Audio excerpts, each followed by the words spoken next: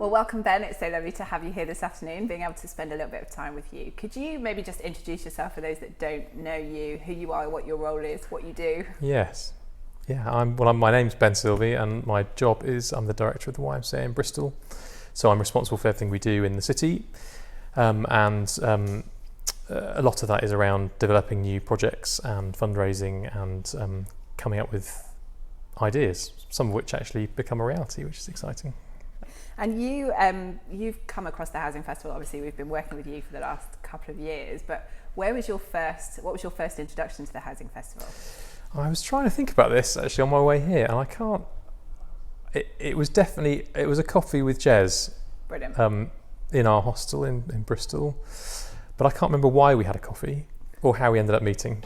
But there you go, we did, and we spoke for probably over an hour just about some of the things that we were doing at the YMCA and some of our aspirations around housing for young people, and trying to do things differently and trying to move away from just thinking about units of accommodation to homes and communities. And Jez was talking about the Housing Festival and that very similar vision in terms of, how do we think creatively about solving the housing crisis in Bristol. And it's not just about building houses, that's key to it, but it's not just that, it's about building communities. And so there was a kind of natural overlap and kind of resonance in terms of the things we were thinking and probably at the time dreaming about, it's safe to say. Yeah, brilliant. And you mentioned the hostel. Will you tell us a little bit more about that? Yes, yeah. So, as the YMCA, our kind of whole thing is around building communities where young people can belong, contribute and thrive. That's our kind of strapline, but it's more than that. It's what we believe in and what we try and do. And we were been dreaming for a long time in Bristol about trying to do something different for young people who were experiencing homelessness, to provide some accommodation for them which wasn't reliant on local authority and government funding to keep it going. Sure. And therefore some of the restrictions that come with that and the constraints that young people find themselves kind of wrapped up in, and was also a kind of way of putting young people into a context that wasn't a homeless hostel, wasn't a kind of an institution, but was a normal environment where young people would be alongside other people. And so we came up with the idea of developing a backpackers hostel in Bristol city centre, which would be on the face of it an amazing backpackers hostel that people would want to come and stay in and would pay to stay in and would be a vibrant business and would be something which was, an exciting place to be. But that would then create a space for and the revenue to fund places for young people who are homeless. So we opened in January 2018. We have 9 single bedrooms for young people who are homeless. They come to us, referrals through other agencies in the city, and if they find themselves in a situation where they're not eligible for funding from housing benefit or anywhere else, and that could be for a number of reasons. It could be because they're asylum seekers or refugees, it could be because they haven't quite managed to tick all the boxes before they get to us, then we can provide that for free if we need to. So it's a space which is a beautiful space. It's a place where young people feel at home. It's a space where we try and create community as well as just beds for the night. So we do things like something we call the feast. So on a Thursday evening, we have a meal in the hostel, and anyone that's in the building can come along and eat food, and it's food that would have gone to landfill. So we work with Fair Share, and we have a meal together at 6:00. And around the table, you can have young people who are homeless. You can have backpackers who are, travelling the world. You can have people that are coming to Bristol to work for a few days and are staying with us. Members of our team, our chaplains, people from the community. But we wanted to create this place where young people develop connections and relationships and networks that aren't just about support workers and key workers and youth workers, but they're actual, real human beings who are interested in them because they're sharing a meal. And that's every week, you say? That is every week. Well, I say every week. It would ordinarily be every week because of COVID-19 Sure. and the situation we're in. We took the decision to close our hostel at the end of March, this year, 2020, and that was a very difficult decision. But because of our model, this model that was very progressive and very forward-thinking and made us very financially resilient in normal times, we were entirely reliant on the income from commercial backpackers, and the tourism trade, as we all know, pretty much closed overnight for us it was about the 20th of March. So we had to take the decision to close, which is very difficult. We had 9 young people living with us. They were pretty much the only people in the building at the point of closure. And we were very concerned about them and wanted to keep them in a safe space. But actually we had a great relationship with Bristol City Council, and what's ended up happening is we've leased our building to them until the spring of 2021. They've moved a load of people who would otherwise be on the street, rough sleepers in partnership with St Mungo's, who are running it. And the young people that were staying with us all had their kind of journey to their next stage of housing just sped up a little bit. So they all got moved on by the council into great kind of options. And we're looking forward to reopening in the spring and getting back to that mission of housing young people. But we've paused for the moment. Which makes total sense given the current climate. Yeah. I'd like to go back just to the kind of the idea of community building a little bit, and just can you expand a little bit on that, or maybe tell us some stories about how you've seen that being beneficial and how you've built that community and the feast and try to integrate all those different types of people together, and where you've seen that working maybe really well and where maybe not so well, or can you share a bit of the learning of the journey that you've been on with that? Yeah, I mean, to me, my strongest belief is that we do well or not because of the relationships we have. You know, we thrive or we don't thrive because of the relationship. Of course, we need safe places to live, and we need food, and we need education, all those kind of things. Those are fundamental and key. But actually, what makes the difference for it working for some people and not for others, I think, is having a strong network of relationships, whether that's family, whether that's neighbours, friends, community, however you describe it. And so that was our driving force in developing this model in the hostel, and we wanted young people to be able to move into the Bristol wing and not be stigmatised because they're moving into a homeless hostel, and to experience, relationships with people on a very normal basis. So it's, it sounds very romantic when you talk about it, and very, easy and all those kind of things. Actually, of course, it's a challenge. But we've seen young people who've come to stay with us who have really struggled in other places, who have been evicted from other places, who ended up really thriving where we are. And there are lots of reasons for young people thriving or not, but I'd like to put it down to the fact that they're in a very different context, and things like the feast, things like the opportunity to come back when they've moved out. So the feast is there for young people, whether they left us, whether they're still with us, whether they've left us, whether they left us a day ago, whether they left us a year ago. The option to come back somewhere is quite a powerful one. So we've had young people who just keep coming back because they need something, because they want to celebrate something, because they want some help with something, for all sorts of reasons. I think a key thing for us is this idea that young people are part of a community, but also it's not institutional. Everything we've done in designing the hostel is about creating a kind of normal, real environment for young people to be in. So we appointed chaplains to work in the hostel who would be alongside young people, and we deliberately didn't use the language of key workers and support workers because we wanted to kind of create a different power dynamic. So we think that young people being in our hostel, having chaplains walking alongside them, is really valuable to their ongoing kind of well-being and resilience. And things like the feast, where young people can kind of be alongside other adults, other people who are in the hostel on a kind of even level. When you're round the table at the feast, it's not about somebody being in charge or somebody having more knowledge or somebody being more powerful. It's about just having food and sharing stories. And so I think that kind of notion that young people kind of fit in somewhere, they belong, is really key. And that's something we, as I said, our whole reason for being is about building communities for young people to belong, contribute and thrive. And that I hope that's what we've done at the Bristol Wing. And a while ago, we obviously celebrated the first year anniversary of the Bristol Wing, which is almost a year and a bit ago now, right? And in that time, you were talking about how you'd not seen as many young people come through the hostel as you were expecting to. Yeah. Can you just explain a little bit about why you think that was, and what all the problems were, or the barriers you were seeing? Yeah, I mean, when we first opened, actually no, before we opened, so when we were fundraising and trying to build this kind of what felt like an impossible, making impossible dream become a reality, we talked about the fact we had housed 72 young people a year, and that was based on the assumption that young people would stay with us for about 6 weeks, and that would be enough time to kind of help them to move on to the next thing. And but actually what we discovered very quickly was that it wasn't that we weren't getting the referrals, it was that young people stayed with us for longer. And that was good because part of our self-funding model was that we would have a kind of more flexible approach to how young people would stay with us, and that if there was a need they could stay.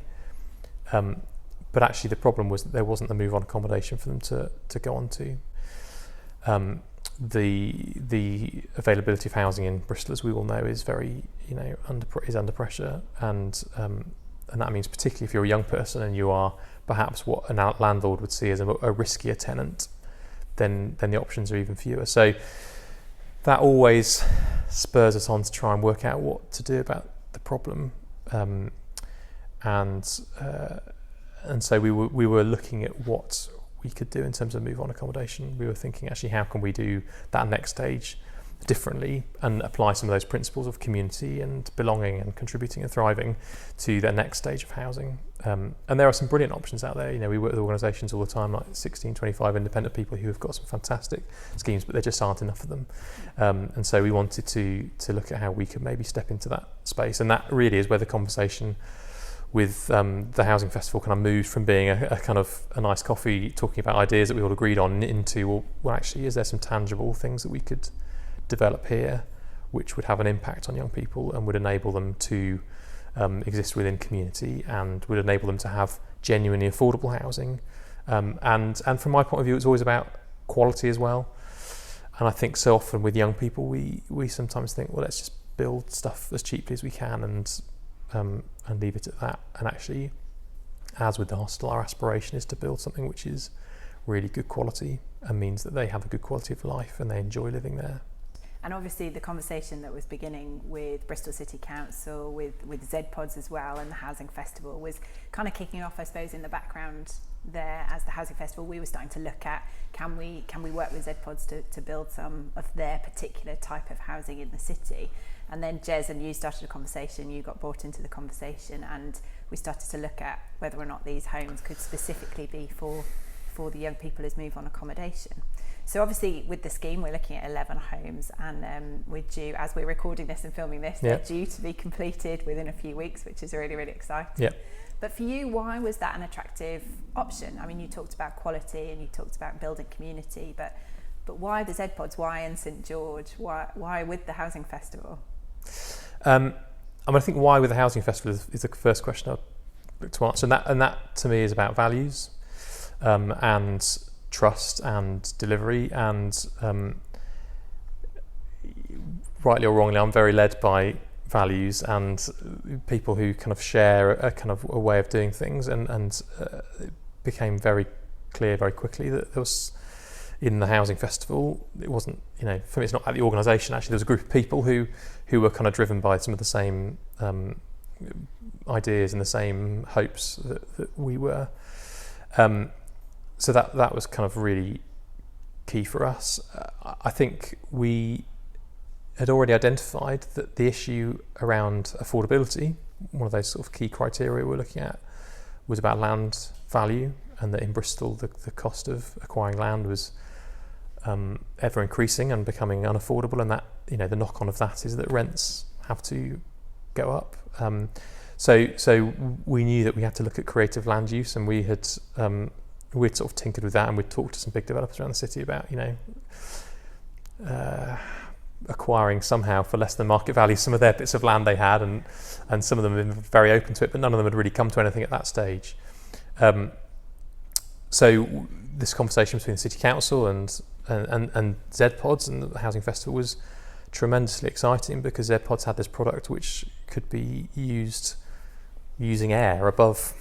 It sounds weird when you say it, but it could be built above existing underused spaces or bits of land, and so that suddenly opened up the opportunity to kind of overcome that part of the affordability equation.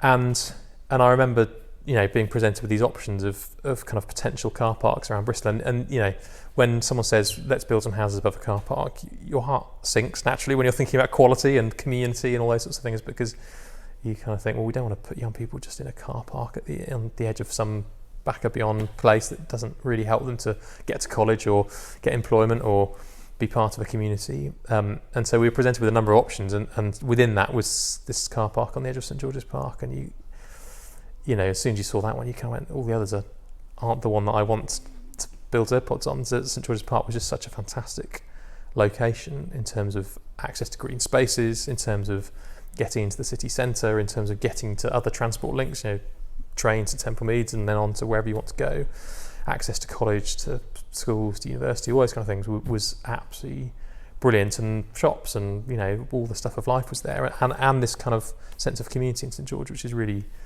unique and is growing. And we were just really excited that was a location where ZPods could kind of land, and we could build this community, which is we now know as Hope Rise. So yeah, that was, you know, when they said that it could be on that car park, that was a real dream come true, I suppose.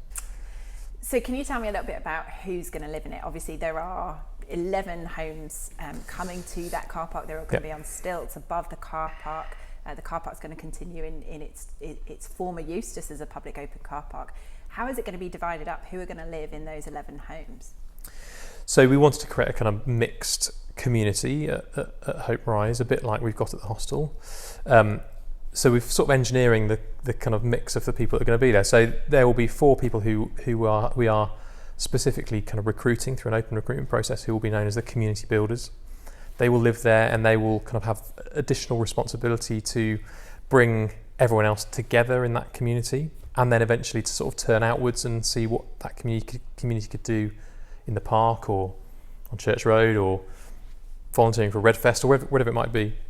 And then we'll have 5 young people who will be from the City Council Housing Register, so young people that are in housing need. But again, in order to live there, they'll be interested in community, they'll be up for kind of getting involved in something.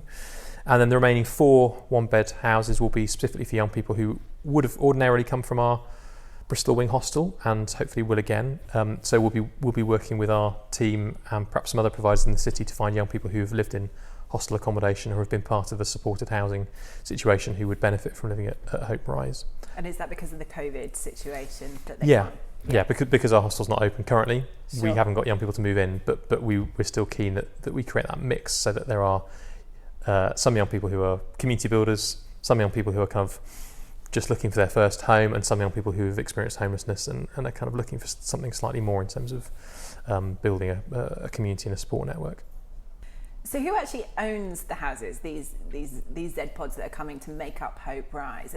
Who actually is solely responsible for them and the maintenance and that kind of thing? Yeah, so the houses will be owned, are owned, as they're in a factory, aren't they, on the way here? The houses will be owned by Bristol City Council. So they'll be the landlord.